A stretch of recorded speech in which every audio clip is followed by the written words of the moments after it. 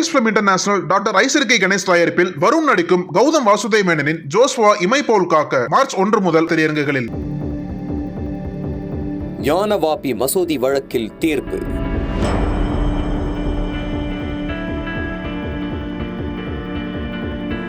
நீதிபதிக்கு கிடைத்த ப்ரமோஷன்.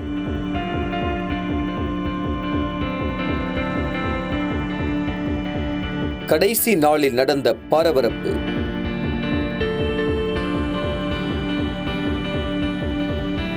பாஜக அரசு கொடுத்த பரிசு.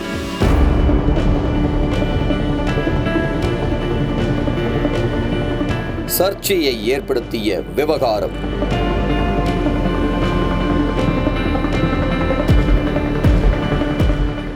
உத்தரப்பிரதேச மாநிலம் வாரணாசி அருகே காசி விஸ்வநாதர் கோயிலுக்கு அருகில் ஞானவாபி மசூதி எனும் இஸ்லாமிய வழிபாட்டு தலம் அமைந்துள்ளது. இங்கு இந்து மத கடவுளான சிவலிங்கம் ஒன்று கண்டறியப்பட்டதாக கூறப்படுகிறது. இந்த நிலையில் மசூதியில் கண்டறியப்பட்ட லிங்க வடிவிலான பொருளின் காலத்தை கண்டுபிடிக்க தடயவியல் பரிசோதனை செய்ய அனுமதிக்க கோரி 5 பெண்கள் சார்பில் கடந்த 2022ஆம் ஆண்டு வாரணாசி மாவட்ட நீதிமன்றத்தில் மனு தாக்கல் செய்யப்பட்டது. இதையடுத்து இந்த மனுவை விசாரித்த வாரணாசி மாவட்ட நீதிமன்றம் ஞானவாபி மசூதியில் ஆய்வு மேற்கொள்ள அனுமதி அளித்திருந்தது. அதன்படி காலை 8 மணி முதல் பகல் 12 மணி வரை மட்டுமே தொல்லியல் நிறுவனம் ஆய்வு மேற்கொள்ள வேண்டும் என நிபந்தனை விதித்த நீதிமன்றம் ஞானவாபி மசூதியில் தொழுகை நடத்த எந்த தடையும் இதனால் ஏற்படக்கூடாது என தெரிவித்திருந்தது. மசூதி முழுவதிலும் ஆய்வு மேற்கொள்ள இந்திய தொல்லியல் ஆய்வு நிறுவனத்திற்கு அனுமதி அளித்திருந்தது. மேலும் தடய அறிவியல் ஆய்வறிக்கையை கடந்த ஆண்டு ஆகஸ்ட் 4ஆம் தேதிக்கு முன் வாரணாசி மாவட்ட நீதிமன்றத்தில் தாக்கல் செய்ய வழக்கை விசாரித்த நீதிபதி உத்தரவிட்டிருந்தார். இந்த உத்தரவை எதிர்த்து இஸ்லாமிய அமைப்புகள் சார்பில் உச்சநீதிமன்றத்தில் மனு தாக்கல் செய்யப்பட்டிருந்தது. இதனை அடுத்து ஞானவாபி மசூதியில் ஆய்வு பணிகளை மேற்கொள்ள இந்திய தொல்லியல் துறைக்கு இடைக்கால தடை விதித்து உச்சநீதிமன்றம் உத்தரவிட்டிருந்தது. மேலும் வாரணாசி நீதிமன்ற உத்தரவை எதிர்த்து அலகாபாத் நீதிமன்றத்தை நாட உச்சநீதிமன்றம் மனுதாரர்களுக்கு அறிவுறுத்தியிருந்தது. உச்சநீதிமன்ற அறிவுறுத்தலின்படி அலகாபாத் உயர்நீதிமன்றத்தில் ஞானவாபி மசூதியில் ஆய்வுக்கு அனுமதிக்க கூடாது என்று இஸ்லாமிய அமைப்பின் சார்பில் மனு தாக்கல் செய்யப்பட்டது.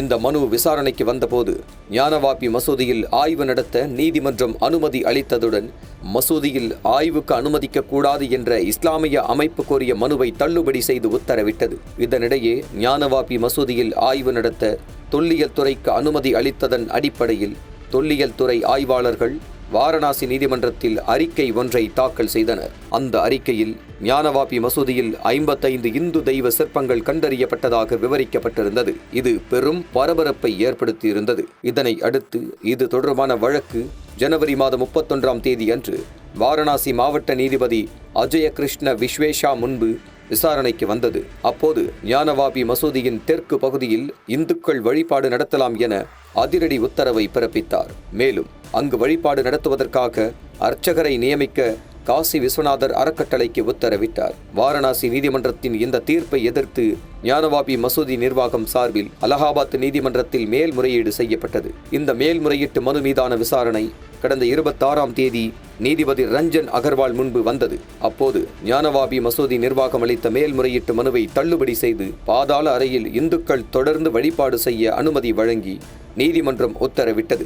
இந்த சூழ்நிலையில் கடந்த ஜனவரி மாதம் 31ஆம் தேதி அன்று ஞானவாபி மசூதிக்குள் இந்துக்கள் வழிபட அனுமதி அளித்த வாரணாசி மாவட்ட நீதிபதிக்கு மாநில அரசு அதிகாரியாக உத்தரப்பிரதேச அரசு பணி நியமனம் வழங்கியுள்ளது. இவர் ஓய்வு பெறும் கடைசி நாளில்தான் ஞானவாபி மசூதிக்குள் இந்துக்கள் வழிபாடு செய்யலாம் என்ற பரபரப்பு தீர்ப்பை வழங்கியிருந்தார். இந்த நிலையில் ஓய்வு பெற்ற நீதிபதி அஜய கிருஷ்ண விஸ்வேஷா உத்தரப்பிரதேச மாநில அரசின் கீழ் இயங்கும் பல்கலைக்கழகத்தின் குறைதீர் அதிகாரியாக நியமனம் செய்யப்பட்டுள்ளார். நக்கீரன் டிவிக்கு சப்ஸ்கிரைப் செய்யுங்கள். உங்கள் ஆதரவே எங்கள் பலம்.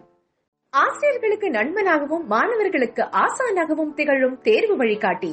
ஒவ்வொரு பாடத்திற்கும் அனுபவமிக்க ஆசிரியர்களின் துல்லியமான தெளிவான விடைகள். CNC இருக்கு, தேர்வு பயம் எதற்கு? இது தீரன் பப்ளிஷிங் ஹவுஸ் விற்பனை வெளியீடு.